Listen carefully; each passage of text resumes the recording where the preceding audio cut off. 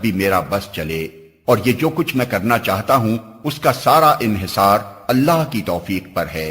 اسی پر میں نے بھروسہ کیا اور ہر معاملے میں اسی کی طرف میں رجوع کرتا ہوں۔ خوش نصیب ہے وہ انسان جس کو نیک اعمال کرنے کی توفیق مل جائے، اور بد نصیب ہے وہ انسان جس نے اس زندگی کو ہی سب کچھ سمجھ لیا۔ ایمان وہ پہلی شرط ہے قبولیت اعمال میں۔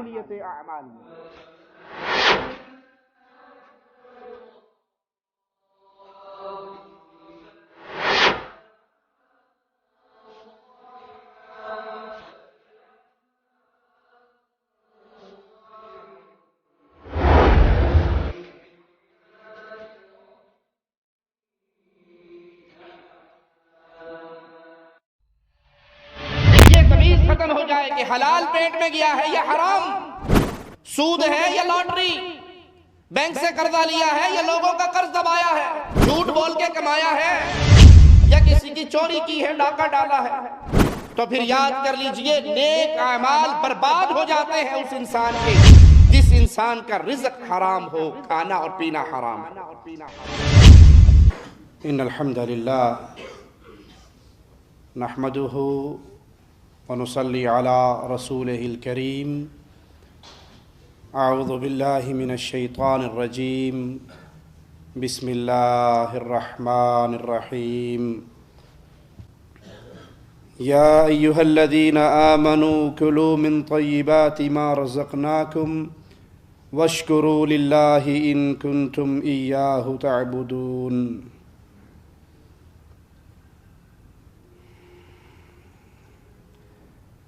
بہت سے ایسے اعمال ہیں جن کے کرنے والے کو اس کا بدلہ نہیں ملتا، اور یہ بڑی بد نصیبی کی بات ہے۔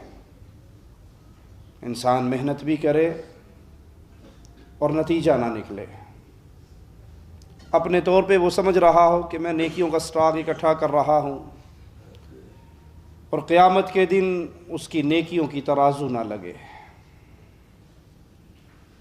وہ کون سے گناہ ہیں جو نیک اعمال کی قبولیت میں رکاوٹ بن جاتے ہیں؟ ان اعمال میں سے ایک عمل رزق حرام کھانا۔ جو جسم حرام مال پہ پلتا ہے جنت سے زیادہ جہنم کی آگ اس جسم پہ حق رکھتی ہے۔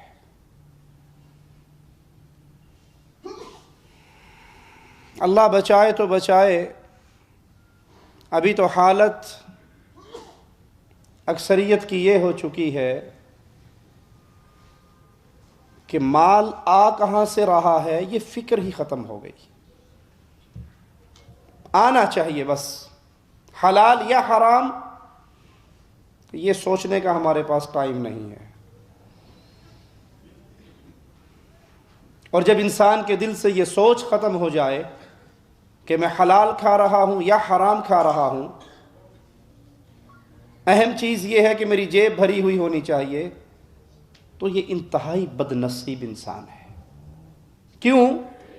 کیونکہ اللہ مالک نے حلال کھانے کا حکم دیا ہے، پاکیزہ چیزوں کو حلال کیا ہے اور حلال کھانے کا حکم دیا ہے،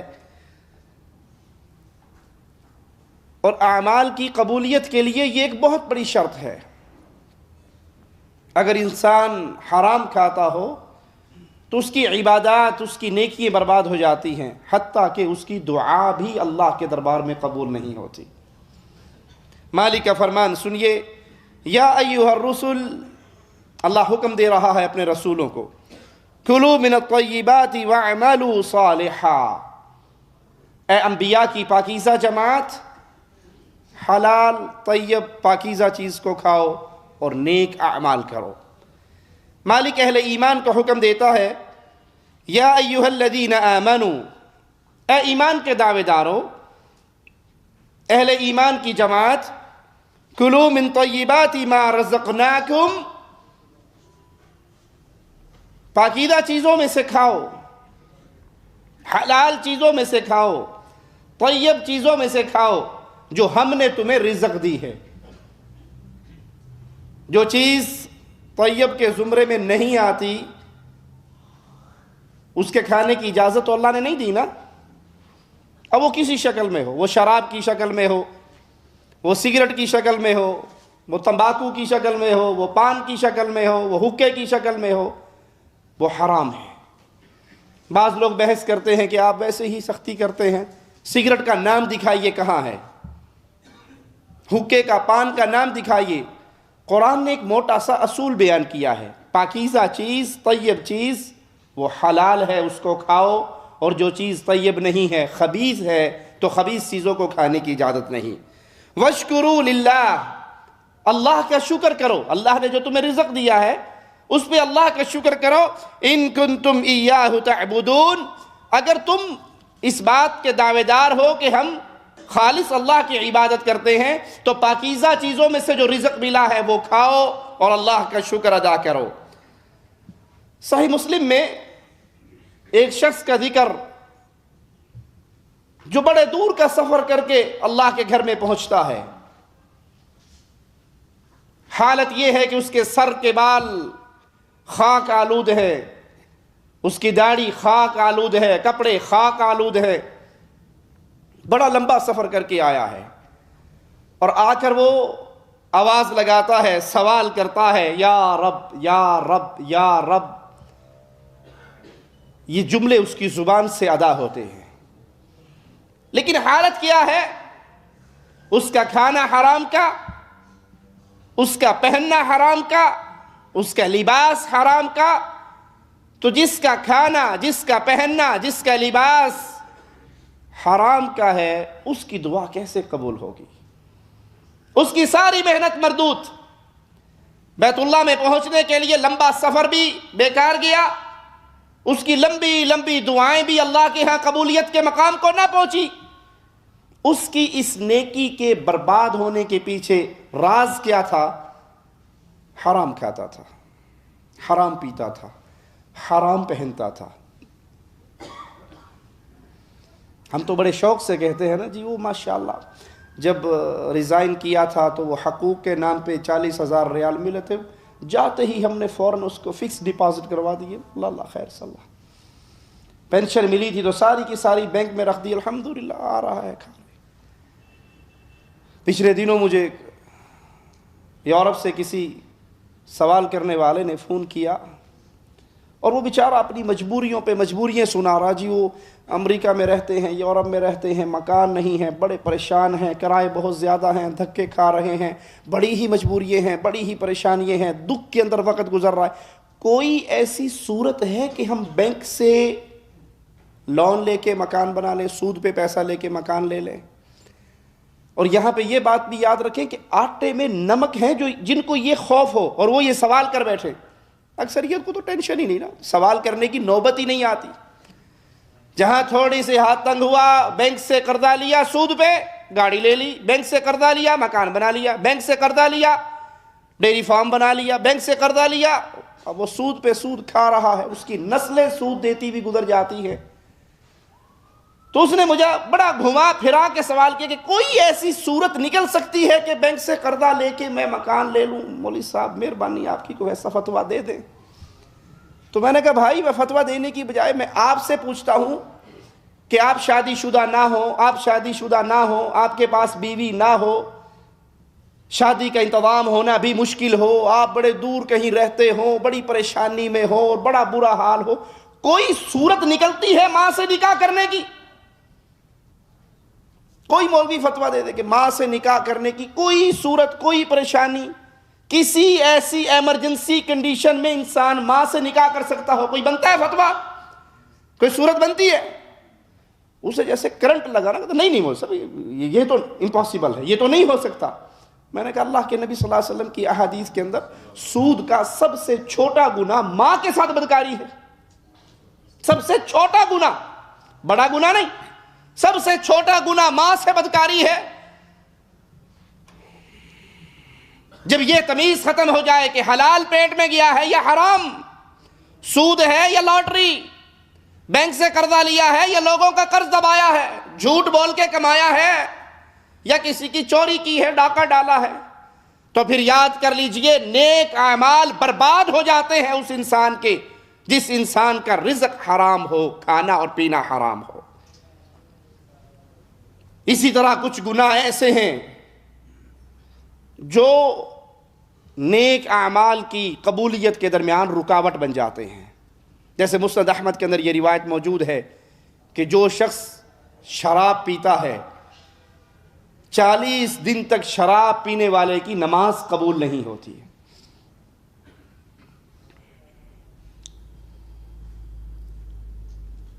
اس کو تو شوق اور فیشن کے لیے پیتے ہیں، بڑی پارٹی میں جانا ہے، بڑے لوگ ہیں، ان کے سامنے نہ پئیں گے تو کیا کہیں گے، بڑا دقیانوس قسم کا انسان ہے۔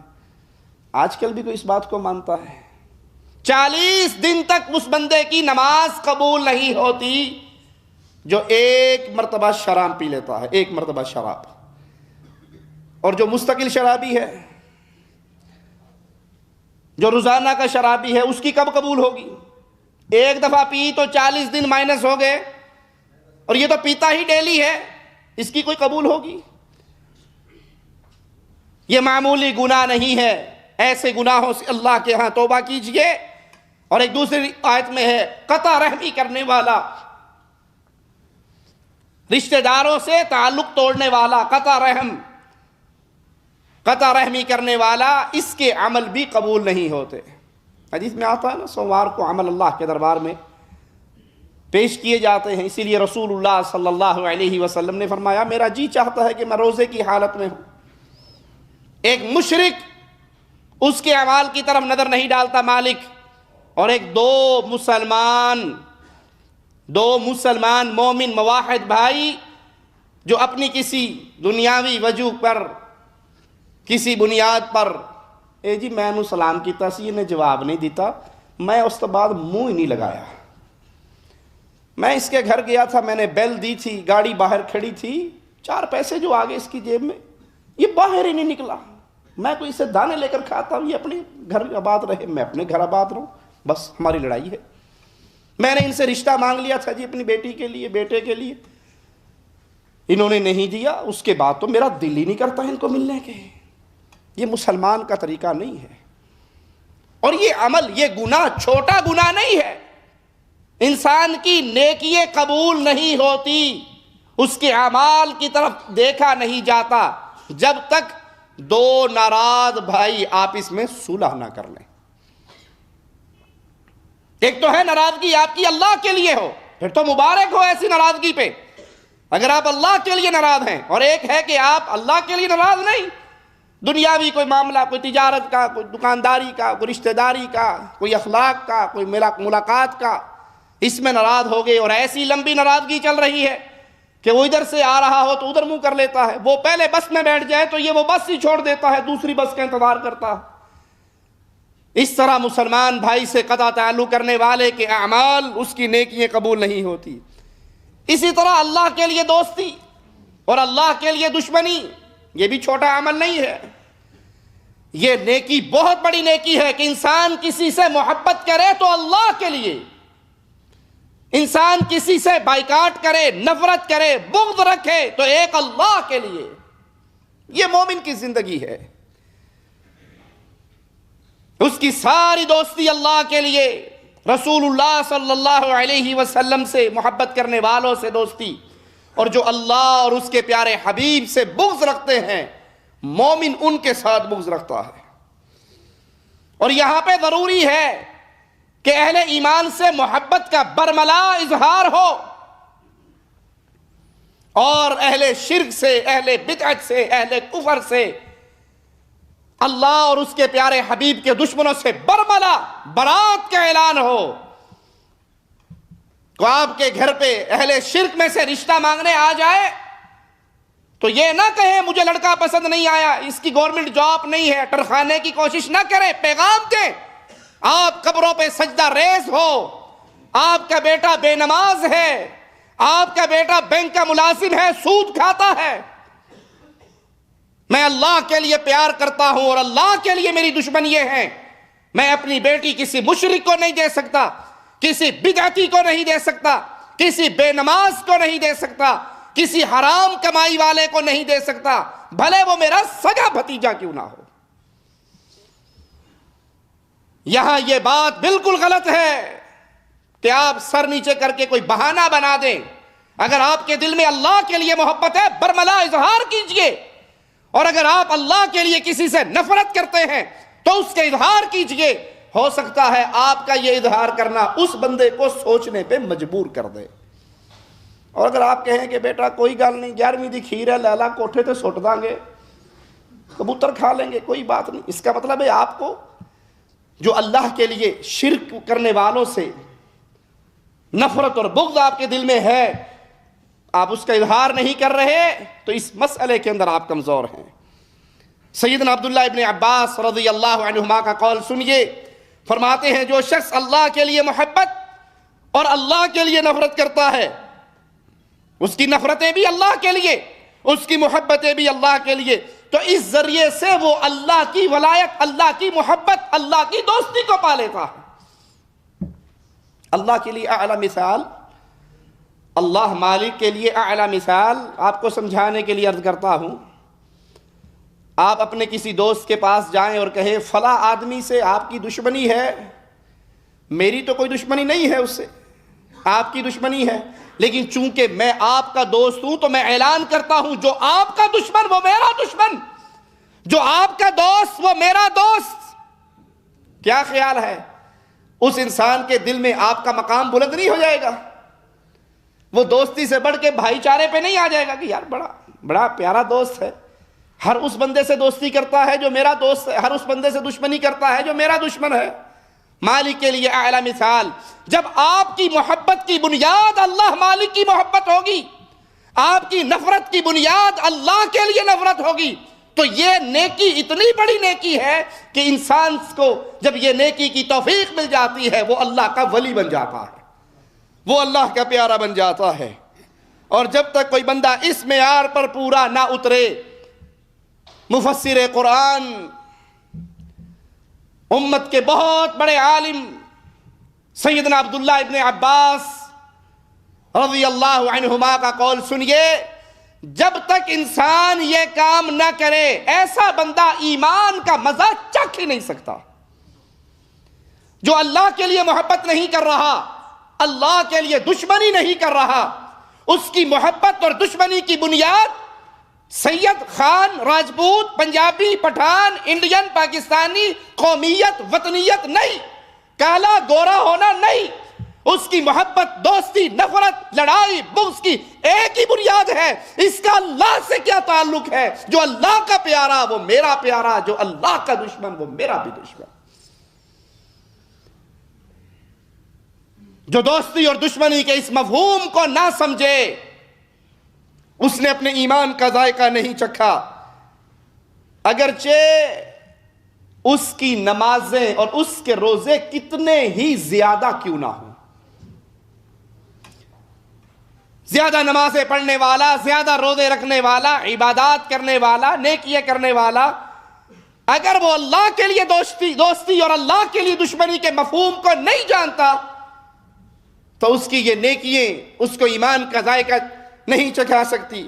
سیدنا عبداللہ ابن مسعود فرماتے ہیں اہل معاصی سے بغض رکھ کر تم اللہ کا قرب حاصل کرو، مشرکوں سے دل کے اندر بغض، اہل کفر سے دل کے اندر بغض، اہل بدعت اس کے ساتھ دل کے اندر بغض ہو۔ جب آپ کے دل میں اہل شرک و کفر کا بغض ہوگا تو وہاں پہ اللہ کا قرب آئے گا، اللہ کی محبت آئے گی۔ اور یہاں پہ یہ نقطہ کبھی نہ بھولیے، اہل شرک سے برات، اہل کفر سے برات، اہل بدعت سے برات، اس کا معنی یہ نہیں ہے کہ جہاں آپ کو کوئی مشرک ملے تو آپ شروع ہو جائیں کافر کافر شیعہ کافر کافر فلانا کافر کافر کافر فلانا کافر۔ اس کا مطلب یہ نہیں ہے، اس کا معنی یہ نہیں ہے۔ آپ کو کوئی یہودی ملے، آپ کو کوئی عیسائی ملے، آپ کو کوئی ہندو ملے، آپ کو بت مت ملے، کوئی کافر ملے، یا اسلام کے نام پہ پلنے والے اہل شرک ملے، آپ کے چہرے پہ مسکراہٹ ہو، آپ کا اخلاق انتہائی اعلیٰ ہو، آپ کا انداز بہت پیارا ہو، آپ اس کو اپنے گھر بلائیں، کھانا کھلائیں، دودھ پلائیں، خدمت کریں، اور اس ساری محنت کے پیچھے کہانی یہ ہو کسی طرح یہ کلمہ پڑھ لے، کسی طرح یہ مسلمان ہو جائے۔ یہ نہیں ہے کہ جہاں وہ ملے آپ اس کو موٹا مار کے جائیں، اس کو گالی دے کر جائیں، اس کو پتھر مار کے جائیں، اس کے ساتھ بدتمیزی کریں، اس کے ساتھ زبان درازی کریں۔ یہ اسلام نہیں ہے۔ اسلام کا یہ چہرہ جنہوں نے بنایا ہے انہوں نے اسلام کو بدنام کیا ہے۔ پھر آپ کہیں گے صاحب اگر ان سے اچھا اخلاق، اچھا طریقہ، اچھا کردار رکھنا ہے تو پھر نفرت کا معنی کیا، بغض کا معنی کیا؟ بغض کی جگہ یہ ہے، اور وہ آپ کے اعمال سے کیسے ثابت ہوگی کہ اہل شرک کو اپنی بیٹی کا نکاح نہیں دیا جا سکتا، اہل شرک کے ساتھ دل کی محبت نہیں ہو سکتی، اہل شرک کو اپنی مسجدوں میں امام نہیں رکھا جا سکتا، ان کے پیچھے جمعے کی نماز ادا نہیں ہو سکتی، ان کے پیچھے عید کی نماز ادا نہیں ہو سکتی، اہل شرک میں سے کوئی مر جائے اس کا جنازہ نہیں پڑھا جا سکتا، کسی مصلحت کی بنیاد پہ اس کے ساتھ اکٹھا نہیں ہوا جا سکتا اگر وہ اپنے شرک پہ برقرار اور باقی ہے اور علی الاعلان اس کو بیان کرتا ہے۔ اس کے ساتھ دوستی کا ہاتھ اس طرح نہیں بڑھایا جا سکتا کہ دل کی محبتیں ہو جائیں۔ بظاہر اخلاق میں آپ نے اچھا روپ، اچھا کردار اس لیے اپنانا ہے کہ اسی طرح یہ کلمہ پڑھ لیں۔ کیا رسول اللہ صلی اللہ علیہ وسلم نے کفار مکہ کو اپنے گھر بلا کے کھانے نہیں کھلائے، ان کو دودھ نہیں پلایا، ان کی خدمتیں نہیں کی؟ اسی طرح یہ مسلمان ہو جائے۔ تو بغض کی جگہ آپ کا دل ہے، دل کی محبت نہ ہو، ان کے ساتھ اچھا رویہ پیش کرے کہ کسی طرح یہ ہمارے کردار کو، اخلاق کو، معاملات کو، خوش اسلوبی کو دیکھ کر یہ بھی کلمہ پڑھ لے اور جہنم کی آگ سے بچ جائے۔ ابن مسعود رضی اللہ عنہ کا قول پھر سنیے، اہل معاصی سے بغض رکھ کر تم اللہ کا قرب حاصل کرو اور انکار کرنے والے چہروں کے ساتھ ان سے ملو، اللہ کی رضا ان کی ناراضگی میں تلاش کرو اور ان سے دور ہو کر اللہ کے قریب ہو جاؤ۔ ان سے محبتیں، ان سے دوستیاں، ان سے پیار، ان کے پروگراموں میں شرکت نہ کرو، ان سے دور رہو۔ یہ نہیں کہ اب 25 دسمبر آیا ہے تو مولوی صاحب کیک کاٹنے کے لیے ساہیوال کے چرچ میں چلے جائیں یا خانے وال کے چرچ میں چلے جائیں اور وہاں کھڑے ہو کے مولوی بھی کیک کاٹے اور عیسائی پادری کو بھی صلیب لٹکا کے اپنے ساتھ کھڑا کر لے، یا منہاج القرآن لاہور کے اندر قادری صاحب ملتان کے پادریوں کو بلا کے اس کے جمگھٹے میں کھڑا ہو کے کیک کاٹ لے۔ یہ اسلام نہیں ہے۔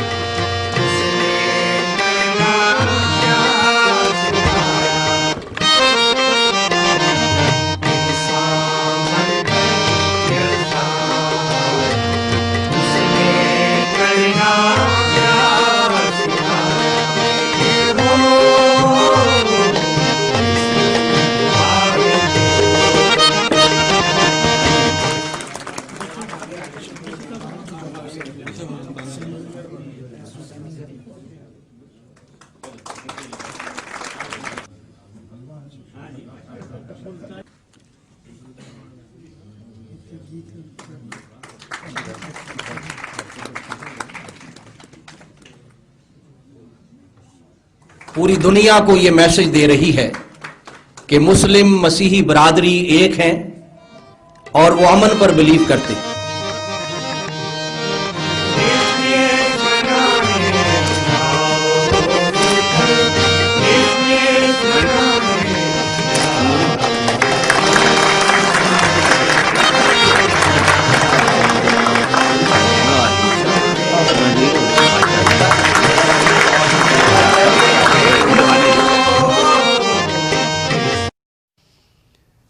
اگر آپ نے کرسمس کے فنکشن کو اٹینڈ کیا، اس کا معنی یہ نکلا آپ نے تسلیم کر لیا کہ عیسائیوں کا عقیدہ ٹھیک ہے، عیسیٰ اللہ کا بیٹا ہے۔ وہ تو اسی کی پیدائش کا منا رہے ہیں نا دن، اور ان کے ہاں عقیدہ کیا ہے کہ عیسیٰ اللہ کے رسول نہیں ہے، عیسیٰ اللہ کا بیٹا ہے۔ آپ بھی اگر خانے وال کے چرچ میں کھڑے ہو کے کیک کاٹ رہے ہو یا ساہیوال کے چرچ میں کھڑے ہو کے کیک کاٹ رہے ہو تو یاد کرو آپ کی بدعقیدگی کے لیے یہی کافی ہے کہ آپ نے اس کو تسلیم کر لیا کہ یہ واقعی اللہ کا بیٹا ہے۔ ایمان کہاں پر لے رہا؟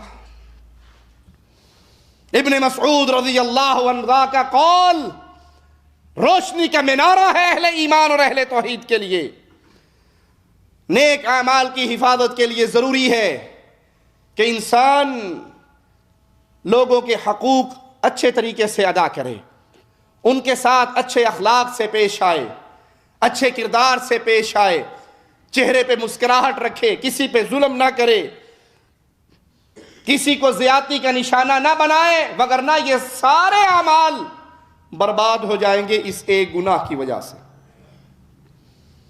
رسول اللہ صلی اللہ علیہ وسلم کا فرمان سنیے، اور صحیح مسلم کے اندر پیارے حبیب علیہ الصلوۃ والسلام کی یہ حدیث موجود ہے۔ آپ نے اپنے اصحاب سے پوچھا مفلس کون ہے؟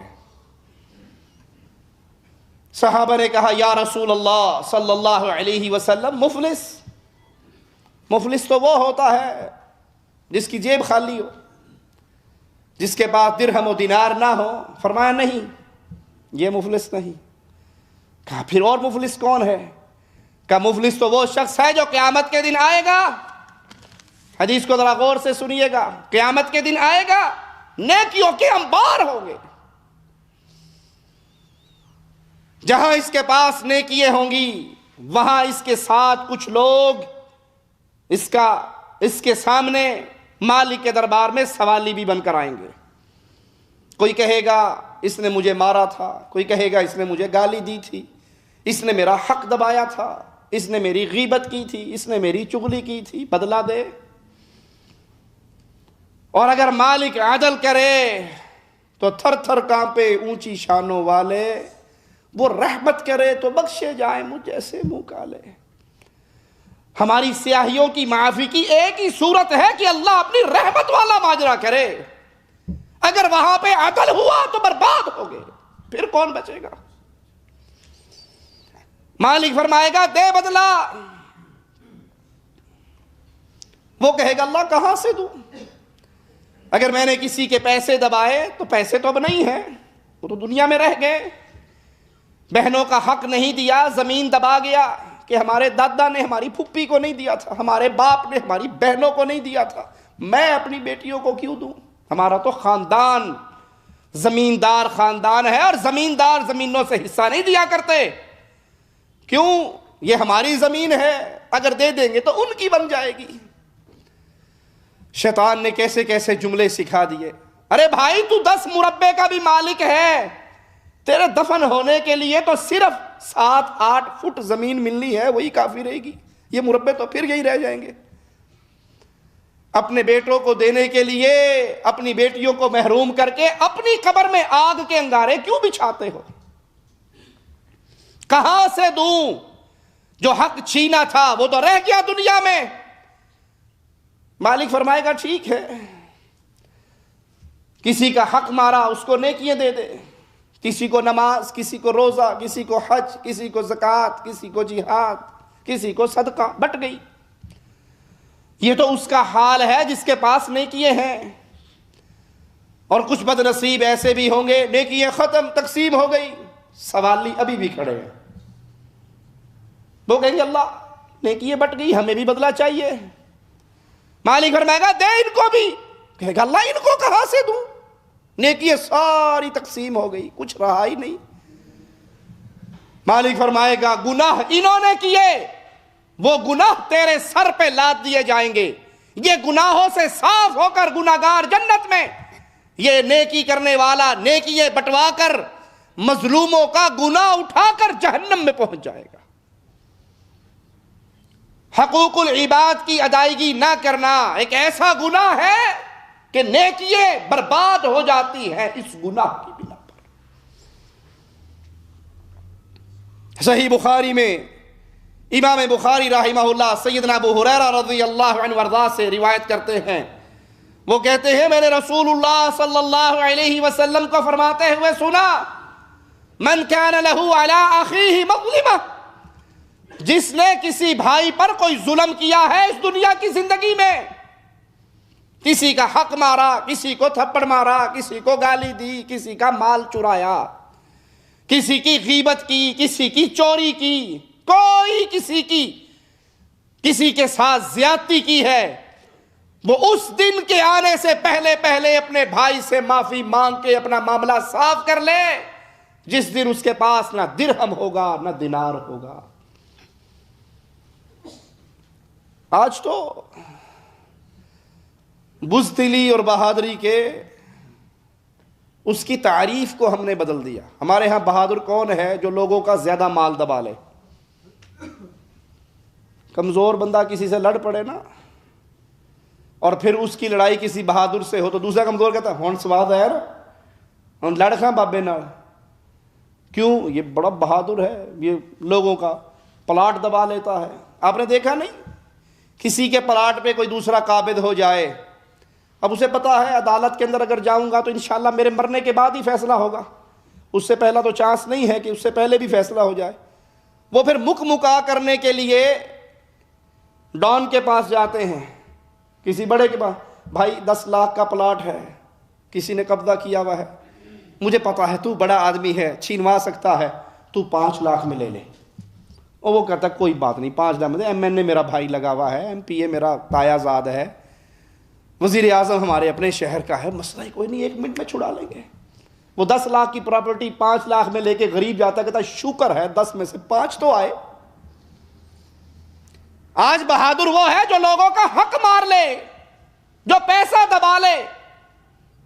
ایسے بہادر کو انسان قرض دیتے ہوئے بھی ڈرتا ہے کہ یار یہ مانگ رہا ہے, اس کو دے دیا تو لوں گا کیسے, اس کے ساتھ مانگنا بھی مشکل بات ہے. اور بزدل کون ہوتا ہے؟ کمزور ماڑا بندہ جو کسی کو 10 روپے دے کے واپس نہ لے سکے. لیکن سنیے پیارے نبی علیہ الصلوۃ والسلام فرما رہے ہیں اس دن کے آنے سے پہلے جس دن نہ درہم ہاتھ میں نہ دینار ہاتھ میں, اپنے بھائیوں سے معاملہ صاف کر لو, کیونکہ وہاں پر سارے ایک صف میں برابر کھڑے ہوں گے اور پھر وہاں پہ شہنشاہ اعظم اللہ رب العزت کی عدالت ہوگی. وہاں نہ کسی MNA صاحب کا کام چلنا ہے, نہ کسی بادشاہ سلامت کا کام چلنا ہے, وہاں تو میرے رب کے فیصلے ہیں. اس سوچ کو دل میں جگہ دیجئے, بستر پہ لیٹتے ہوئے سوچا کریں کہیں آج کی رات میری زندگی کی آخری رات نہ ہو. کتنے لوگوں کا قرضہ دبایا ہوا ہے, کتنے فقیروں کی زمین پہ قبضہ کیا ہوا ہے, اور اس سے ملتا کیا ہے؟ آپ نے دیکھا نہیں کسان زمینوں کے درمیان ایک بنہ بناتے ہیں, تھوڑی سی مٹی کی ڈھیری, دوسرا پانی لگانے آتا ہے, اپنے کھیت کے اندر کسی چلاتا ہے, وہ کسی مار کے 2 انچ ادھر کر لیتا ہے, رات کو بڑا میں 2 انچ قابو کر لیا, انہیں پتہ بھی نہیں لگا. کیا ملا تجھے اس 2 انچ کی زمین سے؟ تجھے کیا مل جائے گا؟ کروڑ پتی ہو جائے گا. اور اگر کروڑ پتی بھی ہو جائے, یہاں سے سونے کی کان بھی نکل آئے تو 60 سالہ زندگی ہے نا, 70 سال 80 سال بس. تو اس 80 سال کے لیے اس زندگی کو ہلاک کرنے پہ تلا ہے جس کا پہلا دن 50,000 سال لمبا. کبھی اپنے موبائل میں کیلکولیٹ کر کے تو دیکھیں, کیلکولیٹر اوپن کریں, 50,000 کو تقسیم کریں 80 سال پہ, چند سیکنڈ نہیں بنیں گے. ان چند سیکنڈوں کے لیے اگر ساری زندگی وہ برباد ہو گئی جہاں موت کو موت آئے گی, جنتی ہمیشہ جنت میں, جہنمی ہمیشہ جہنم میں, تو کیا کیا ہم نے, کیا کمال کیا؟ پیارے حبیب علیہ السلام فرماتے ہیں اس دن سے پہلے کسی کے ساتھ کوئی ظلم زیادتی کی ہے تو صفائیاں کر لو, معافیاں مانگ لو, ان کے حقوق ادا کر دو. بہنوں کا مال دبایا ہے تو جاؤ انہیں دے کر آؤ, بھائیوں کا مال دبایا ہے تو جاؤ دے کر آؤ, یتیم بھتیجوں کا مال بھائی کے مرنے پہ کسی نے کھا لیا تو واپس کرو, کسی کو گالی دی, غیبت کی, چوری کی, معافی مانگو, اس کے لیے رحمت اور مغفرت کی دعائیں کرو. قیامت کے دن اگر یہ ماجرا پیش ہو گیا, یہ فائل کھل گئی, اور وہاں تو ساری فائلیں کھلنی ہیں, تو وہاں پہ کوئی انسان کیسے بچے گا؟ مظلوم کی آہ سے ڈرو اور مظلوم کے حق کو جتنی جلدی ہو واپس کر دو, موت کا کوئی پتہ نہیں کب اٹھا لے. یہ تو دنیا کا ماجرا ہے, دین کا ماجرا بھی لے لو. آج کتنے ہی دیندار, دین کے دعوے دار, وہ دوسرے مسلمان بھائی کی جان کے دشمن ہیں. کیوں؟ یہ اللہ کی عبادت کی بات کرتا ہے. علامہ احسان الہی ظہیر رحمت اللہ علیہ کو پاکستان میں بمبوں کا نشانہ بنا کے اڑا دیا گیا, شہید کر دیا گیا. کیوں؟ احسان الہی ظہیر رحمہ اللہ کا کیا قصور تھا؟ شیخ ابراہیم سلفی رحمہ اللہ کو گولیوں سے چھلی کر دیا گیا فجر کی نماز کے بعد، کیا قصور تھا؟ یہ چند ماہ پہلے گجرات کے اندر ایک عالم صاحب کو جمعہ پڑھانے جا رہے تھے، پیچھے سے آئے اور فائر مار کے شہید کر دیا۔ کیا قصور تھا؟ صرف ایک قصور کہ انہوں نے شرک کے راستے کو چھوڑ کے اللہ کی عبادت کی راہ کو چن لیا۔ اب شرک کرنے والے، پیروں کی قبروں کے طواف کرنے والے، غیر اللہ کو داتا و مشکل کشا سمجھنے والے، ان کو یہی تکلیف پڑی ہے کہ ہم قبر پہ سجدہ کرتے ہیں، یہ کیوں نہیں کرتا؟ ہم یا علی مدد کہتے ہیں، یہ کیوں نہیں کہتا؟ ہم 11ویں کا ختم اپنے گھر سے دلواتے ہیں، یہ رسم بد شرک والا ماجرا غیر اللہ کی نظر کرتے ہیں، یہ کیوں نہیں کرتا؟ دنیا کے اندر بھی ظلم ہے، دین کے نام پر بھی ظلم ہے۔ ارے آپ کو یہی بغض ہے کہ یہ اللہ کی عبادت کا دعویٰ دار ہے کہ ہم صرف اللہ کی عبادت کرتے ہیں، اس کی عبادت میں کسی کو شریک نہیں کرتے۔ قیامت کے دن تم اس رب کے سامنے کھڑے ہو کر اہل توحید کے خون سے اپنے ہاتھوں کو رنگین کرنے والوں اور وہ مفتی جو اس کا فتویٰ دیتے ہیں، رب کو کیا جواب دو گے؟ کیوں مارا اس کو؟ صرف ایک قصور تھا کہ یہ لا الہ الا اللہ پڑھتا تھا، مانتا تھا، اس کی دعوت دیا کرتا تھا۔ غیر اللہ کی عبادت سے منہ موڑنے پر اہل شرک کی طرف سے فتووں کی مشین گن چلتی ہے اور اہل ایمان کا خون، یہ زمین اس سے سیراب ہو جاتی ہے۔ اللہ کی قسم، تم جو چاہے کر لو، جتنے خون بہانے ہیں بہا لو، جس دل میں توحید کا عقیدہ پیدا ہو جاتا ہے، پختہ ہو جاتا ہے، اس کی گردن کٹ سکتی ہے، مردے کے سامنے جھک نہیں سکتی۔ ایک احسان الہی رحمہ اللہ نہیں، ایک ابراہیم سلفی نہیں، ہزاروں کو قتل کر لو، تم جتنا خون بہا سکتے ہو بہا لو۔ جس سینے کے اندر لا الہ الا اللہ کی غیرت پختہ ہو جاتی ہے، جس دل پہ رب کی محبت کا رنگ چڑھ جاتا ہے، اس کے لیے گردن کٹانا آسان ہے، درگاہوں پر جھکانا آسان نہیں ہے۔ ہمیں تو یہ ہمارے پیارے حبیب محمد کریم صلی اللہ علیہ وسلم نے درس دیا۔ اپنے صحابی کو کہا، اے معاذ، اللہ کے ساتھ شرک نہ کرنا، لا تشرک باللہ، ان قتلت او حرقت، تجھے ٹکڑے کر دے، قتل کر دے یا جلا کے راکھ کر دے، دونوں صورتیں برداشت کر لینا، لیکن کبھی اللہ کے ساتھ کسی اور کو شریک نہ ٹھہرانا۔ عمل کی قبولیت کے لیے لازم ہے کہ انسان ادب کو اختیار، بے ادب نہ ہو۔ اور ادب کی دو قسمیں ہیں، ادب فی العمل، عمل میں ادب ہونا، یہ قبولیت کی شرط ہے۔ جیسے کہا جاتا ہے کہ ادب قبولیت عمل کی علامت ہے، اسی طرح عمل کے بعد ادب کا رویہ اختیار کرے، اور جو شخص ادب نہ کر سکے اس کا عمل برباد ہو جاتا ہے۔ مالک کا فرمان سنیے، یا ایھا الذین آمنوا لا ترفعوا اصواتکم فوق صوت النبی ولا تجہروا له بالقول كجہر بعضکم لبعض ان تحبط اعمالکم وانتم لا تشعرون۔ اے اہل ایمان، لا ترفعوا اصواتکم، اپنی آوازوں کو بلند نہ کرو محمد الرسول اللہ صلی اللہ علیہ وسلم کی آواز پہ، نہ ان کو ایسے پکارو جیسے تم آپس میں ایک دوسرے کو نام لے کے پکارتے ہو۔ اگر تم یہ کام کرو گے، تم اپنی آواز کو اونچا کرو گے نبی کی آواز سے، اس کو ایسے پکارو گے جیسے آپس میں ایک دوسرے کو پکارتے ہو، مالک فرماتا ہے تمہارے سارے اعمال برباد کر دیے جائیں گے، تمہیں اس کا شعور بھی نہیں ہوگا۔ ادب کی کچھ انواع ہیں، اللہ کے ساتھ ادب، رسول اللہ صلی اللہ علیہ وسلم کے ساتھ ادب، کتاب و سنت کے ساتھ ادب، صحابہ اور سلف صالحین کے ساتھ ادب، عام اہل ایمان کے ساتھ ادب۔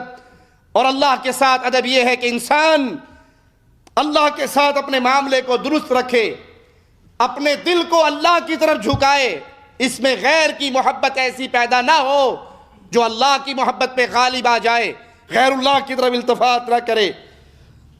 اپنے دل میں آنے والے ارادوں کو، جو ارادے اللہ کی ناراضگی کا سبب ہیں، دل کو ان گندے ارادوں سے بھی بچائے۔ انسان کے دل میں ایک سوچ آئی میں فلاں گناہ کروں اور اس گناہ کی لذت دل میں آئے. گناہگار تو تب ہوگا جب وہ گناہ کر بیٹھے گا. دل میں اگر کوئی سوچ آ جائے اس پہ گناہ تو نہیں, لیکن انسان سوچے کہ اس خیال کے آنے سے یہ خیال اللہ کی ناراضگی والا ہے تو فوراً اللہ کی طرف رجوع کرے, مالک کی پناہ میں آئے, اللہ سے معافی کا سوال کرے, اعوذ باللہ من الشیطان الرجیم یہ الفاظ کہے, لا حول ولا قوت الا باللہ, ان الفاظ کو دہرائے, اللہ سے معافی مانگے, دل میں ایسے ارادے بھی نہ آنے دے جو مالک کی ناراضگی کا سبب ہو. ابو علی کہتے ہیں بندہ اللہ کی اطاعت کے ذریعے اللہ کی جنت تک پہنچ جاتا ہے, اور اسی طرح ادب کو ترک کرنے کی وجہ سے بندہ دھتکار دیا جاتا ہے. آپ کسی دسترخوان پہ کھانا کھا رہے, اگر دسترخوان پہ بیٹھنے والا بے ادبی کرتا ہے تو دسترخوان سے اٹھا دیا جاتا ہے. اگر گھر کے اندر رہنے والا خادم بے ادبی کرتا ہے اسے گھر کے دروازے سے نکال دیا جاتا ہے, اس کو بھیڑ بکری چرانے پہ لگا دیا جاتا ہے. تو ادب انسان کو عزت دلواتا ہے, اس کے مقام کو بلند کرتا ہے, اور بے ادبی انسان کو دنیا کے اندر بھی ذلیل کرتی ہے اور اس کے اعمال کی بربادیوں کا سبب بھی بنتی ہے. عبداللہ ابن مبارک رحمہ اللہ فرماتے ہیں جو شخص آداب میں سستی کرے وہ سنتوں سے محروم ہو جاتا ہے. ابن مبارک کا یہ قول رحمہ اللہ بڑا عظیم قول ہے, غور کیجئے. جو ادب کے معاملے میں آداب کے معاملے میں سستی کرتا ہے اس کا رزلٹ کیا نکلتا ہے, پھر اس کے دل سے سنتوں کی اہمیت ختم ہو جاتی ہے. اور آج اکثریت کو دیکھو گے ان کے دل میں سنت کی اہمیت, وہ کسی کام کو ڈی گریڈ کرنا ہو تو کیا سنت تو ہے, سنت ہے کر لو ٹھیک ہے نا, سنت ہے, سنت میں کیا رہا ہے, لازم تھوڑا, فرض تھوڑا, واجب تھوڑا, سنت ہے بس. جب انسان اللہ کے ساتھ رسول اللہ کے ساتھ بے ادبی والے معاملے پہ چلتا ہے تو اس کے دل سے سنت کی اہمیت, وہ سنت سے محروم ہو جاتا ہے. اور جو سنتوں میں سستی کرے یا غفلت برتے تو بطور سزا پھر اگلا سٹیپ کیا ہوتا ہے, وہ فرائض سے بھی محروم ہو جاتا ہے. جو آج سنت چھوڑتا ہوا نظر آئے گا کل کو فرض چھوڑتا ہوا نظر آئے گا. جو بے ادب ہوتا ہے اس سے سنت کی توفیق, سنت پہ عمل کی توفیق چھین لی جاتی ہے. جو سنتوں میں غفلت میں پڑ جائے پھر قریب ہے کہ اسے فرضوں سے محروم کر دیا جائے. اور جو فرائض میں غفلت کرنے لگ جائے, کبھی پڑھ لی کبھی نہ پڑھی, فجر پڑھ لی تو زور چھوڑ دی, زور پڑھ لی تو عصر چھوڑ دی, عصر پڑھ لی تو مغرب چھوڑ دی, جو پھر فرائض کے اندر غفلت کا ارتکاب کرتا ہے تو اس کی سزا یہ ہے کہ اسے معرفت سے محروم کر دیا جاتا ہے. ابو نصر السراج کہتے ہیں ادب کے معاملے میں لوگوں کے دو طبقات ہیں. اہل دنیا کا ادب کیا ہے کہ وہ اپنی زبان سے جب کلام کریں گے فصاحت اور بلاغت کے ساتھ, حفظ علوم, عربوں کے اشعار, بادشاہوں کے جگراتوں کا حال احوال, ان کی ساری توجہ اس دنیا کی طرف لگی ہوگی. اور جو دیندار ہیں ان کا ادب اپنے نفس کی ریاضت, اعضاء کی تعدیب, اللہ کی حدود کی حفاظت, شہوات کو ترک کرنا, یہ اہل دین کا عمل ہے. وہ شہوتوں سے بچتے ہیں, اللہ کی حدود کو پامال نہیں کرتے, بلکہ ان کی ہر وقت کوشش یہ ہوتی ہے ہمارا کوئی عمل ایسا سرزد نہ ہو جائے جس سے اللہ مالک ناراض ہو جائے. عبداللہ ابن مبارک رحمہ اللہ فرماتے ہیں ادب یہ ہے کہ نفس اور اس کے اوچھے پن کو جان لے اور ان کو ترک کر دے. دل, انسانی نفس, انسانی خواہشات وہ کہاں کہاں سے وار کر کے انسان کے اوپر شیطان کا غلبہ کرواتی ہیں, اس کو پہچان لے اور پھر ان سارے راستوں کو بند کر دے جہاں سے انسان سستی کی طرف اور بے ادبی کی طرف جاتا ہو. علامہ ابن قیم رحمہ اللہ فرماتے ہیں ادب کی حقیقت یہ ہے کہ اچھے اخلاق کو اپنایا جائے. اسی وجہ سے انبیاء کرام ادب کے اندر سب سے کامل ترین انسان تھے. سیدنا ابراہیم علیہ الصلوۃ والسلام کا ادب قرآن حکیم کے الفاظ میں سنیے, وَإِذَا مَرِضْتُ فَهُوَ يَشْفِينِ, جب میں بیمار ہو جاتا ہوں تو اللہ مجھے شفا دیتا ہے. جب میں کیا ہو جاتا ہوں, بیمار ہو جاتا ہوں. تو بیماری کی نسبت ابراہیم علیہ السلام نے کس کی طرف کی, اپنی طرف, اللہ کی طرف نہیں کی, اپنی طرف کہا کہ جب میں بیمار ہو جاؤں تو اللہ مجھے شفا دیتا ہے.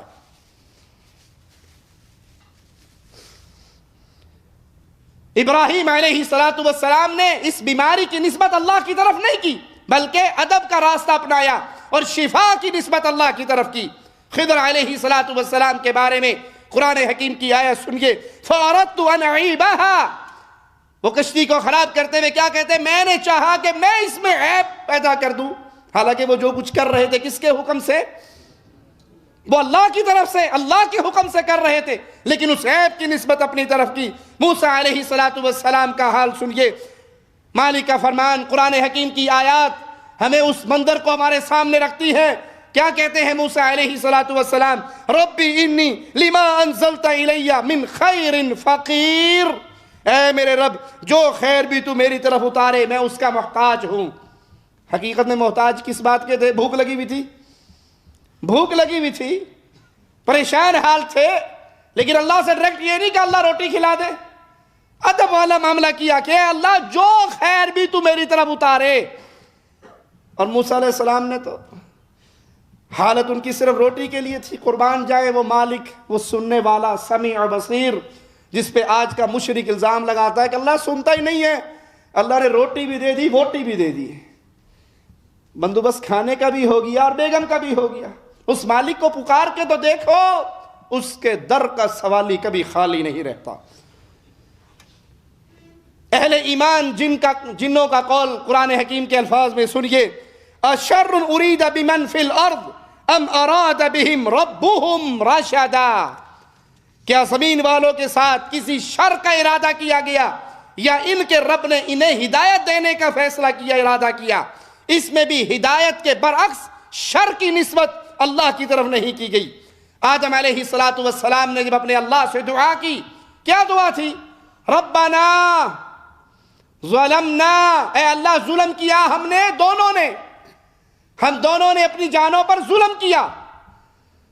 یہ نہیں کہا کہ اللہ تو نے ہماری تقدیر میں لکھا ہوا تھا، ہمارا کیا قصور ہے؟ جیسے اکثر آج ادب سے دور، رب کی رحمتوں سے، شریعت کے علم سے دور، اور جی مولوی صاحب جنت میں جانے والوں کا بھی فیصلہ ہو گیا، جہنم میں جانے والوں کا بھی فیصلہ ہو گیا، پھر کیا فائدہ نماز پڑھنے کا؟ جنت میں جانے والے جنت میں جائیں گے، جہنم میں جانا جہنم میں جائیں گے، جی تو جانا کیا ہو رہا ہے؟ ٹھیک ہے، ایک گروہ نے جنت میں جانا، ایک نے جانا، لکھا گیا، تقدیر لکھی گئی، خلاص بھائی تقدیر لکھی گئی۔ آج آپ نے رات بروسٹ کھانا ہے، تقدیر لکھی گئی، سارا دن گھر میں کنڈی مار کے بیٹھے رہو، نہ دکان پہ جاؤ، نہ دکان کھولو، گھر میں بیٹھے رہو، بروسٹ قسمت میں لکھا ہے، آج بروسٹ کھانا ہے، وہ گھر میں آپ کے سامنے بونا بنایا تیار ہو کے ریڈی ہو کے چھت پھٹ کے نیچے آ جائے گا۔ آپ کو دماغ خراب، مولوی صاحب دکان پہ نہیں جاؤں گا، دکان نہیں کھولوں گا، کاروبار نہیں کروں گا، کوئی چیزیں نہیں بکیں گی، 100 ریال بچے گا نہیں تو بروسٹ کیسے کھاؤں گا؟ یہ بروسٹ نہیں لکھا ہوا تو نے کھانا ہے۔ صرف دین کی طرف جب آتے ہو تو شیطان کے ان جملوں پہ چلتے ہو۔ تو آدم علیہ السلام کہتے ہیں، اے اللہ ہم دونوں نے ظلم کیا اپنی جانوں پہ، تو اس غلطی کی نسبت اپنی طرف کی، اللہ کی طرف یہ نہیں کہا کہ اللہ تو نے تقدیر بنائی تھی، جیسے ابلیس نے کہا۔ آدم علیہ السلام با ادب، ابلیس بے ادب اور گستاخ۔ ابلیس کیا کہتا ہے؟ بما اغویتنی، تو نے مجھے گمراہ کیا۔ آدم کہتے ہیں اللہ میں نے اپنی جان پہ، ہم دونوں نے اپنی جان پہ ظلم کیا، ایک با ادب رہے کامیاب ہو گئے، ایک بے ادب ہو کے شیطان لعین قرار پایا۔ ایوب علیہ السلام کا ادب سے بھرا ہوا قول سنیے، وہ فرماتے دعا کرتے ہیں، وَأَيُّوبَ إِذْ نَادَى رَبَّهُ أَنِّي مَسَّنِيَ الضُّرُّ وَأَنْتَ أَرْحَمُ الرَّاحِمِينَ، اے میرے رب بے شک مجھے تکلیف نے چھو لیا، مجھے بیماری نے پکڑ لیا، تکلیف نے چھو لیا، اور تو سب رحم کرنے والوں سے بڑھ کر مہربان ہے۔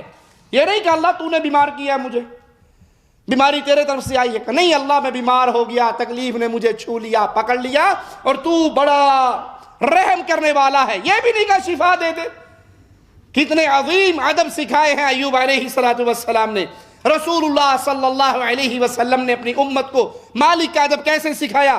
آپ نے حکم دیا اپنا سطر ڈھانپ کے رکھو، اپنا سطر ڈھانپ کے رکھو۔ پوچھا گیا یا رسول اللہ صلی اللہ علیہ وسلم اگر ہم اکیلے ہو پھر؟ لوگ ہیں تو ہم اپنا سطر چھپا لیں، اگر لوگ نہ ہو کمرے میں اکیلے ہو پھر بھی سطر ڈھانپ کے رکھے؟ فرمایا اگر کوئی نہیں ہو تو اللہ اس بات کا زیادہ حقدار ہے کہ اللہ سے ادب والا معاملہ کرو، وہاں بھی اپنا سطر چھپا کے رکھو۔ پورا کا پورا دین اسلام ادب پر مشتمل ہے۔ نماز میں آپ کھڑے ہوتے ہو، سر آپ کا جھکا ہوا ہوتا ہے، نماز میں حالت قیام میں سر کا جھکانا ادب ہے۔ ہاتھوں کو سینے پر باندھنا ادب ہے، قرآن کو محبت اور نرمی سے پڑھنا ادب ہے، اسی طرح سطر ڈھانپنا، زبان کی حفاظت کرنا یہ ادب کے اندر شامل ہے کہ میری زبان سے کوئی ایسا جملہ نہ نکلے جس سے اللہ ناراض ہو جائے۔ لوگوں کے ساتھ اچھے اخلاق سے پیش آنا، رکوع اور سجدے میں قرآن کی تلاوت نہ کرنا، قبلے کی طرف نہ منہ کرنا نہ پیٹ کرنا پیشاب پخانہ کرتے ہوئے، اسی طرح تھوکتے ہوئے قبلے کی طرف منہ نہ کرنا، نماز میں سکون اختیار کرنا، ظاہراً اور باطناً اللہ کا ادب کرنا، یہ تمام چیزیں دین اسلام نے سکھائی ہیں اور یہ سب ادب پر مشتمل ہیں۔ ادب کی تعریف صاحب منازل نے ادب کی تعریف یوں کی ہے کہ ادب یہ ہے سرکشی کے نقصانات کی معرفت کے ساتھ غلو اور جفا کی درمیانی حد کی حفاظت کی جائے۔ علامہ ابن قیم رحمہ اللہ فرماتے ہیں کہ ادب کی یہ بہترین تعریف ہے، یہ تعریف ادب کی بہترین تعریف ہے، اور یہ بھی اللہ کے ساتھ ادب میں سے ہے کہ انسان اللہ سے اس حد تک نہ ڈرے کہ اس کی رحمت سے ہی مایوس ہو جائے، اتنا نہ ڈرے کہ اس کی رحمت والے ماجرے کو بھول جائے، اور اتنا اللہ سے بے خوف نہ ہو کہ گناہوں پر اتراتا پھرے اور گناہوں پر اکڑاتا پھرے اور گناہوں پر خوشیاں منائے کہ دیکھو میں نے تو یہ کر لیا، میں نے یہ کر لیا، اور دوستوں کے اندر بیٹھ کے اپنے گناہوں کے چرچے کرے۔ نہ تو اللہ سے اتنا ڈرے کہ نہ مایوس ہو جائے رحمت سے، اور نہ اتنا نڈر ہو کہ اللہ کی پکڑ سے اور اس کے ماجرے کو اپنے دل سے نکال دے۔ یہ بھی اللہ کے ساتھ ادب ہے کہ اس کے نام کی عزت کرے، وہ تحریر میں ہو یا الفاظ میں ہو۔ آپ کسی سڑک پہ سے گزر رہے، گلی میں سے گزر رہے، آپ کے سامنے زمین پہ پڑا ہوا کوئی اخبار، کوئی کاغذ مل گیا، آپ کو پتا ہے کہ اس پہ اللہ کا نام لکھا ہوگا، اس کو اٹھا لیجئے، اس کو بلند جگہ پہ رکھیے، اللہ کے نام کی عزت کریے، اللہ کے نام کو توہین سے بچائیے، پھر دیکھیے آپ کے دل میں رب کی محبت کا سمندر کیسے جوش مارے گا۔ اخبارات میں اکثر کچھ بھی نہ ہو تو عبداللہ کے نام کی خبر تو ہوگی، اللہ کا نام تو آیا، کوئی اخبار زمین پہ پڑا ہو اس کو اٹھا کر اوپر رکھے، اونچی جگہ پہ رکھے تاکہ اس کی بے ادبی نہ ہو۔ رسول اللہ صلی اللہ علیہ وسلم کے ساتھ ادب یہ ہے کہ آپ کی زندگی اور آپ کی وفات کے بعد، آپ کی زندگی میں بھی اور وفات کے بعد بھی آپ کی تعظیم کرے، گستاخی والا پہلو کا تصور بھی دل میں نہ لائے۔ آپ کا اصل ادب تو یہ ہے کہ انسان آپ کے حکم کے سامنے سر جھکا دے۔ اصل ادب کیا ہے؟ یہ نہیں ادب کہ آپ انگوٹھے چومیں اور جب بات ماننے کی آئے حدیث تو ٹھیک ہے پر دعا کرو، دعا۔ جس نے کس نبی کی حدیث نہ ماننی ہو نا صلی اللہ علیہ وسلم، پھر کیا جی موسیٰ مجھے پتہ ہے حدیث ہے، اللہ کے نبی نے فرمایا داڑھی رکھو، معاف کر دو، داڑھیوں کو لٹکاؤ، داڑھیوں کو چھوڑ دو، اس کو اس کے حال پہ رہنے دو، او کما قال، مختلف الفاظ حدیث میں آئے ہیں، وفر اللحا، بڑھاؤ، زیادہ کرو۔ جی میں نے پڑھا ہے حدیث سے مجھے پتہ، بس دعا کرو، مجھے دعا کرو، دعا کرو، دعا میں بڑھیا نے پتر لیتر دا کاٹا ہے۔ اگر دل میں ادب مصطفیٰ ہو تو پھر یہ نہیں ہوتا کہ میں حدیث سنوں اور پھر میں پتلی گلی سے نکلنے کی کوشش کروں، ٹھیک ہے۔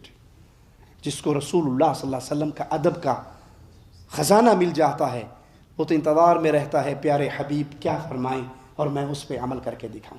صحابہ کو نہیں دیکھا، ایک صحابی کو بھیجا فلاں بستی میں جا کر میرا پیغام دے کر آؤ، پیغام دیا، ساتھ ہی شہید ہو گئے، خنجر مار دیا، نیزہ مار دیا دشمنوں نے، نیزہ سینے سے نکلا تو زبان سے کہہ رہے تھے اللہ کی قسم، کعبے کے رب کی قسم میں کامیاب ہو گیا۔ کیوں؟ محبوب نے جو ڈیوٹی لگائی تھی پوری کر لی۔ میرے سامنے اپنے ہمارے پیارے حبیب کی حدیث آئے اور میں ٹھیک ہے پتہ ٹھیک ہے بابا اور کوئی گل کرو انہوں چھاڑ دو۔ مجلس میں مذہبی بات نہیں کرنی چاہیے، دوستی کی بات کرو، اپنی آپ اس کی بات کرو، مذہبی باتوں ایک سائیڈ پہ رکھو۔ یہ ادب ہے ہمارے دل میں، ادب یہ ہے انسان انتظار میں رہے محمد کریم کیا فرماتے ہیں، اور جہاں حکم محمد ہو ادھر ادب کرنے والے کا سر اٹھ ہی نہیں سکتا صلی اللہ علیہ وسلم۔ پھر یہ نہیں ہوتا کہ انسان حدیث رسول سنے پھر کہے جی ٹھیک ہے، لیکن جس امام کا میں لڑ پکڑا ہوا ہے، میں جس کی تقلید کرتا ہوں، میرے امام صاحب نے یوں کہا ہے، حدیث تو ٹھیک ہے لیکن مجھ پہ لازم ہے امام کی بات ماننا۔ ارے کائنات کی ساری امامت قربان کی جا سکتی ہے محمد رسول اللہ کے قدموں کے اوپر۔ پیارے حبیب کے بعد کسی کی کوئی عزت بچتی؟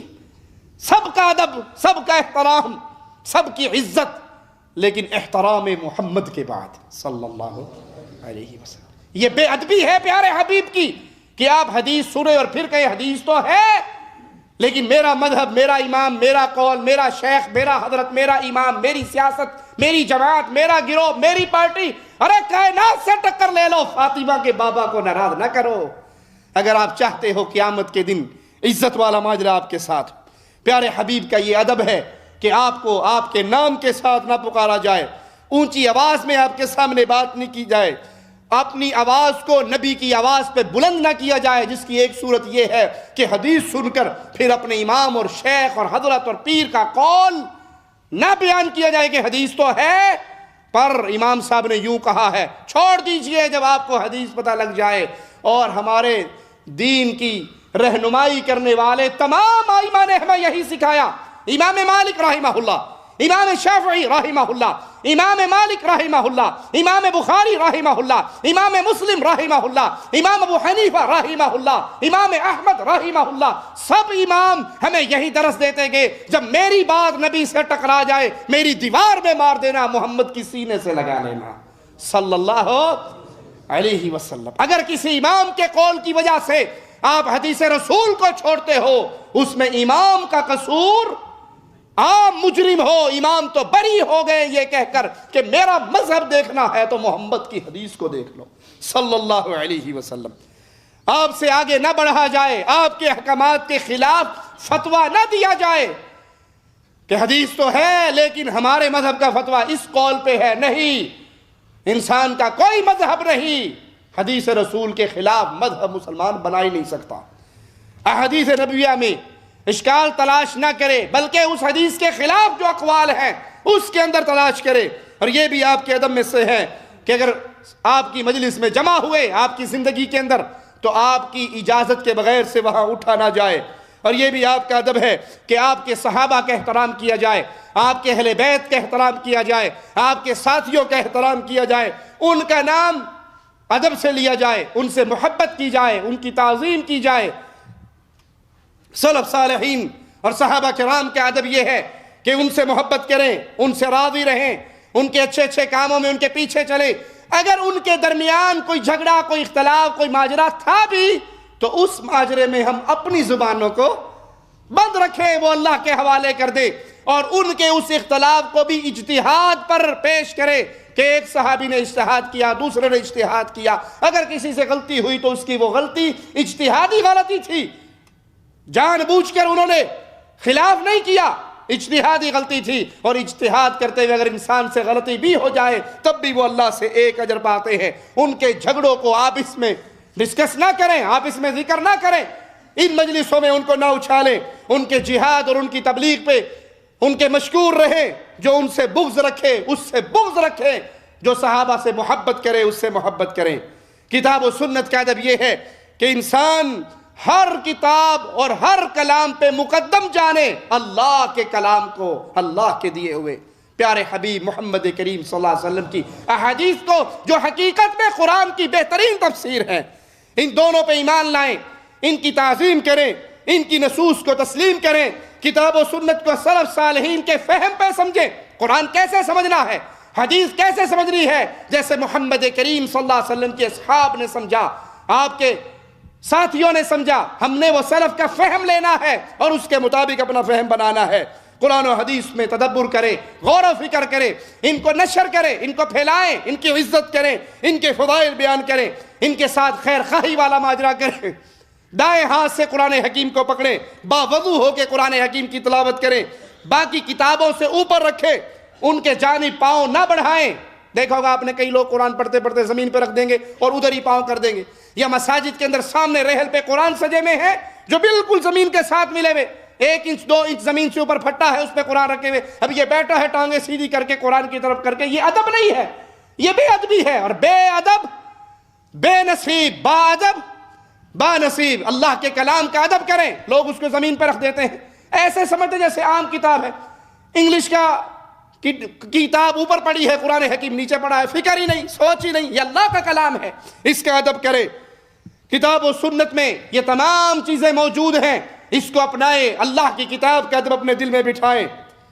اور جو شخص یہ کہے کہ قرآن و حدیث ٹھیک ہے لیکن یہ اس دور کے لیے آیا تھا، آج اس کے اندر دین کا 10واں حصہ بھی نہیں ہے، یا قیاس اور اصولی قوانین جو لوگوں نے بنائے ہیں، لوگوں کے بنائے ہوئے قوانین کتاب و سنت سے بہتر ہیں، یا انگریزی قوانین جو بنائے ہیں، یا پارلیمنٹ جو منظور کرتا ہے، وہ قوانین آج کے دور میں قرآن اور حدیث سے زیادہ بہتر ہے.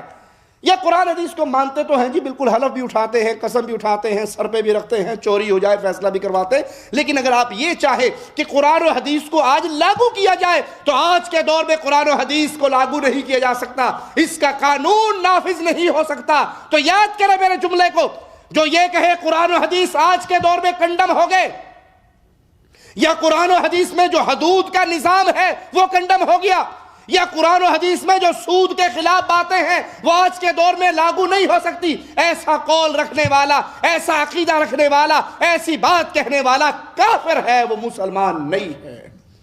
وہ کلمہ پڑھے تب بھی کافر ہے، وہ نماز پڑھے تو تب بھی کافر ہے، کیونکہ اس نے اللہ کی توہین کی ہے، رسول اللہ کی توہین کی ہے صلی اللہ علیہ وسلم. اللہ نے یہ شریعت اتاری ہے قیامت کی دیواروں تک، کوئی اور نبی نہیں آئیں گے. پیارے نبی نے جو ہمیں شریعت دی ہے وہ قیامت کی دیواروں تک کے لیے ہے، اب کوئی اور نبی نہیں آئیں گے. یہ اللہ اور اس کے رسول کی توہین کر رہا ہے جو یہ کہتا ہے قرآن و حدیث ہے تو ٹھیک، لیکن آج کے دور میں لاگو کرنے کے لیے 73 کا آئین سب سے بہتر ہے، قرآن و حدیث نہیں. اسی طرح عمل صالح کے نفع بخش ہونے کی ایک شرط یہ ہے کہ انسان کی موت صحیح عقیدے پر آئے اور وہ ایمان کی حالت میں مرے، کیونکہ اگر مرتے میں وہ کفر پہ مر گیا، شرک پہ مر گیا، کفریہ کلام کہتے ہوئے مر گیا تو زندگی بھر کی نیکیاں برباد ہو جائیں گی. مالک کا فرمان سنیے، وَمَن يَرْتَدِدْ مِنْكُمْ عَنْ دِينِهِ فَيَمُتْ وَهُوَ كَافِرٌ فَأُولَٰئِكَ حَبِطَتْ أَعْمَالُهُمْ فِي الدُّنْيَا وَالْآخِرَةِ وَأُولَٰئِكَ أَصْحَابُ النَّارِ هُمْ فِيهَا خَالِدُونَ. تم میں سے جو لوگ اپنے دین سے مرتد ہو جائیں، پلٹ جائیں، ارتداد کے شکار ہو جائیں اور اسی کفر کی حالت میں مر جائیں، ان کے اعمال دنیاوی اور آخروی سب کے سب اخروی دنیاوی اعمال برباد ہو جائیں گے. یہ جہنمی ہے اور ہمیشہ ہمیشہ کے جہنمی ہے. بخاری و مسلم میں پیارے حبیب محمد کریم صلی اللہ علیہ وسلم کا فرمان ہے، انما الاعمال بالخواتین، اعمال کا دار و مدار تو خاتمے پر ہے. اگر خاتمہ بالخیر ہوا، حسن خاتمہ ہوا، ایمان پہ موت ہوئی تو وہ اعمال اللہ کے دربار میں انشاءاللہ قبول ہوں گے. لہذا ہر مسلمان پہ واجب ہے کہ وہ اپنے ایمان کی حفاظت کرے، نفاق سے بچے، فتنوں سے بچے، اللہ کی پناہ میں آئے. ہر مسلمان کو چاہیے وہ ایک دعا یاد کرے اور اس دعا کو کثرت سے اپنی زبان پہ رکھے، اللہم مصرف القلوب صرف قلوبنا علی طاعتک. اے دلوں کو پھیر دینے والے، ہمارے دلوں کو اپنی اطاعت کی طرف پھیر دے. یا مقلب القلوب، اے دلوں کو پلٹنے والے، ثبت قلبی علی دینک، میرے دل کو اپنے دین کی طرف پلٹ دے. یہ دعا بھی انسان کی زبان پہ رہے. ربنا لا تزغ قلوبنا بعد اذ ہدیتنا وہب لنا من لدنک رحمہ انک انت الوہاب. اے اللہ لا تزغ قلوبنا، ہمارے دلوں کو پھیر نہ دینا، بعد اذ ہدیتنا، ہدایت دینے کے بعد تو نے ہمیں توحید کے راستے پہ چلایا، نماز کے راستے پہ چلایا، ایمان کے راستے پہ چلایا، تیری دی ہوئی توفیق تھی. اب ہمارے دل کو واپس کفر کی طرف نہ پلٹ دینا، اپنی طرف سے ہمیں رحمت کا ہمارے ساتھ ماجرا کرنا. اور یہ بھی یاد رکھے، اچھا عمل کرے تو اللہ کے کرم اور شان کے لائق ہے کہ وہ اس اچھے عمل کو قبول کرتا ہے، برباد نہیں کرتا. مالک کا فرمان سنیے، فاستجاب لهم ربهم انی لا اضیع عمل عامل منکم من ذکر او انثی. پس ان کے رب نے ان کی دعا قبول فرمائی کہ تم میں سے کسی کام کرنے والے کے کام کو خواہ وہ مرد کر رہا ہو یا عورت، اللہ کبھی ضائع نہیں کرے گا. جو انسان نیک عمل کرتا ہے اللہ اس کو ضائع نہیں کیا کرتا. دوسری آیت پہ غور کیجئے، مالک کا وعدہ، وَمَنْ أَوْفَى بِعَهْدِهِ مِنَ اللَّهِ، کون ہے جو اللہ سے بڑھ کر اپنے عہد کو پورا کرنے والا ہو. اللہ سے دعا ہے اللہ ہمیں نیک اعمال کی توفیق عطا فرمائے، اللہ ہمیں نیک کام کرنے کی توفیق عطا فرمائے، ان نیک کاموں کو اپنی رضا کے لیے قبول فرمائے، ہمیں زندہ رکھے تو ایمان پہ رکھے، ہمیں موت دے تو اس حال میں دے کہ اللہ ہم سے راضی ہو، ہم اپنے اللہ سے راضی ہوں. اقول قولی ھذا واستغفر اللہ لی ولکم ولسائر المسلمین فاستغفروہ انہ هو الغفور الرحیم. الداعیات إلى الهدى المؤمنات الصادقات الداعيات إلى الهدى المؤمنات الصادقات نور تجلى